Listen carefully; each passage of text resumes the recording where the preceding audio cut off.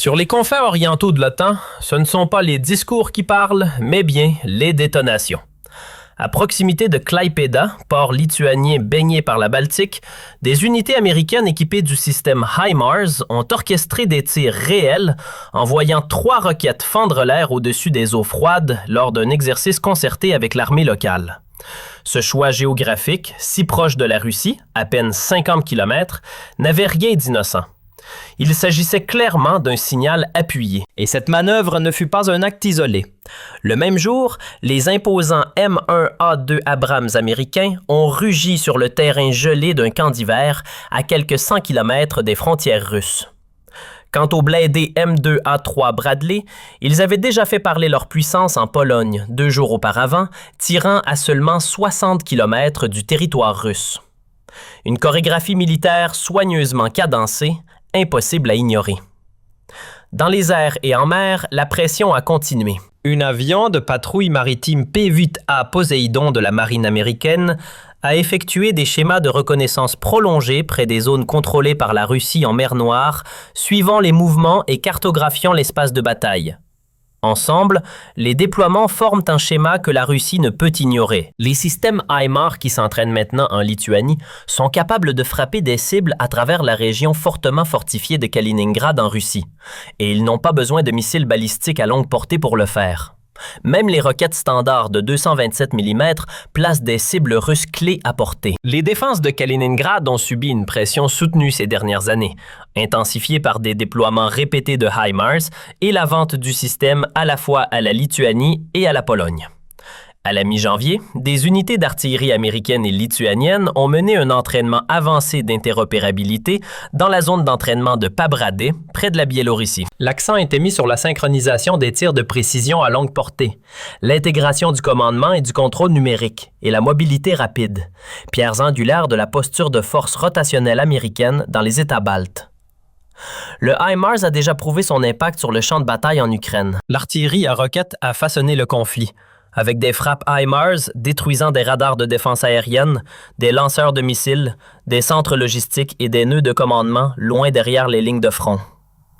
L'une des frappes les plus meurtrières s'est produite le 1er janvier 2023, lorsqu'une attaque HIMARS a frappé une caserne temporaire à Donetsk, tuant 89 soldats russes. Bien que sa puissance de feu soit plus limitée que celle de systèmes plus lourds comme le M270 ou le Chonmu sud-coréen, le HIMARS offre quelque chose d'également décisif, la vitesse.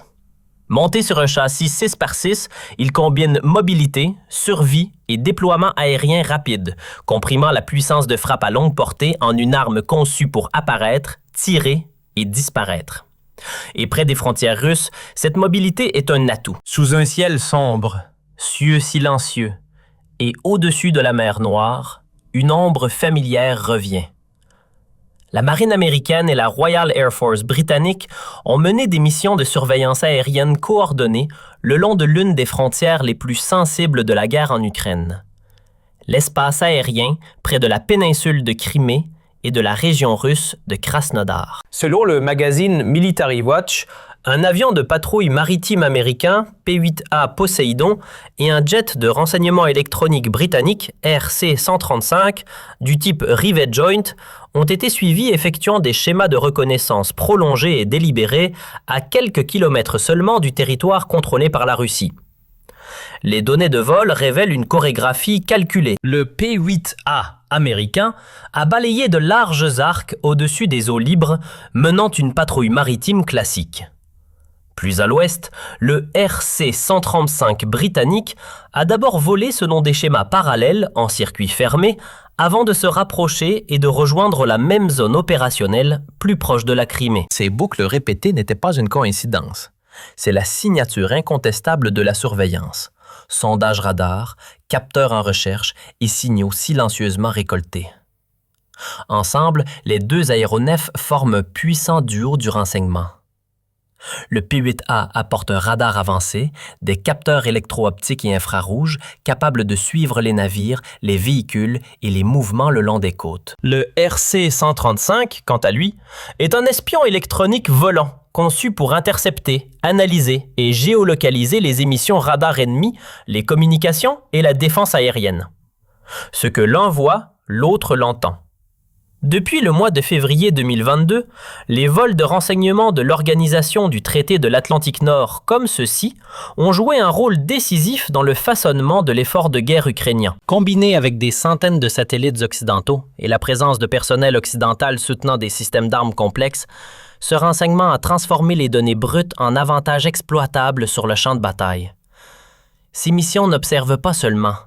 Elles informent la planification, affinent le ciblage et permettent des frappes de précision profondément derrière les lignes russes. La Russie, en revanche, manque d'un réseau de reconnaissance comparable. Un déséquilibre qui continue d'incliner la guerre du renseignement en faveur de l'Ukraine et de ses soutiens occidentaux.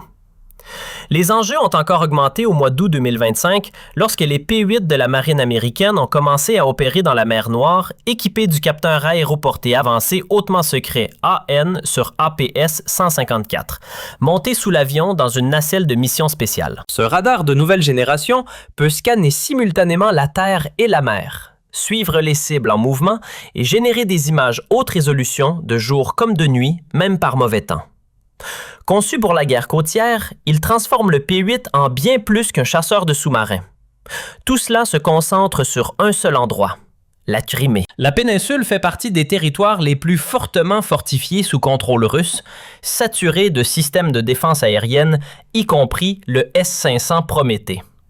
Pourtant, elle a été implacablement ciblée par des missiles, des drones et des frappes à longue portée visant les aérodromes, les ponts, les plages et les infrastructures. Les responsables ukrainiens décrivent ouvertement la Crimée comme un objectif principal. Les dirigeants occidentaux sont allés plus loin. S'exprimant à Varsovie au mois d'octobre 2025, l'ancien ministre britannique de la Défense, Ben Wallace, a appelé à intensifier les attaques pour rendre la Crimée non viable, affirmant qu'étouffer la vie civile et militaire là-bas pourrait forcer Moscou à réévaluer le coût de la guerre. Alors que les avions de surveillance tournent au-dessus et que les capteurs scannent silencieusement en dessous, un message est clair. La Crimée reste au centre d'une campagne de renseignement et de pression qui s'élargit. Et les cieux au-dessus d'elle sont tout sauf vides. Ce qui se passe le long de la frontière orientale de l'Organisation du traité de l'Atlantique Nord et au-dessus de la mer Noire n'est pas une série d'exercices militaires de routine. C'est une campagne coordonnée et délibérée visant à envoyer un message à Moscou.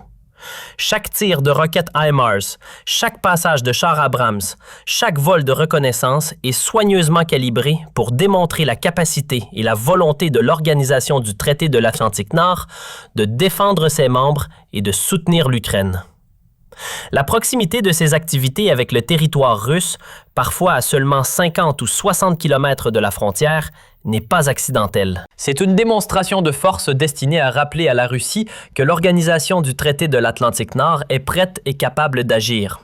Le HIMARS, en particulier, est devenu un symbole de la manière dont les armes occidentales ont changé la dynamique du conflit en Ukraine.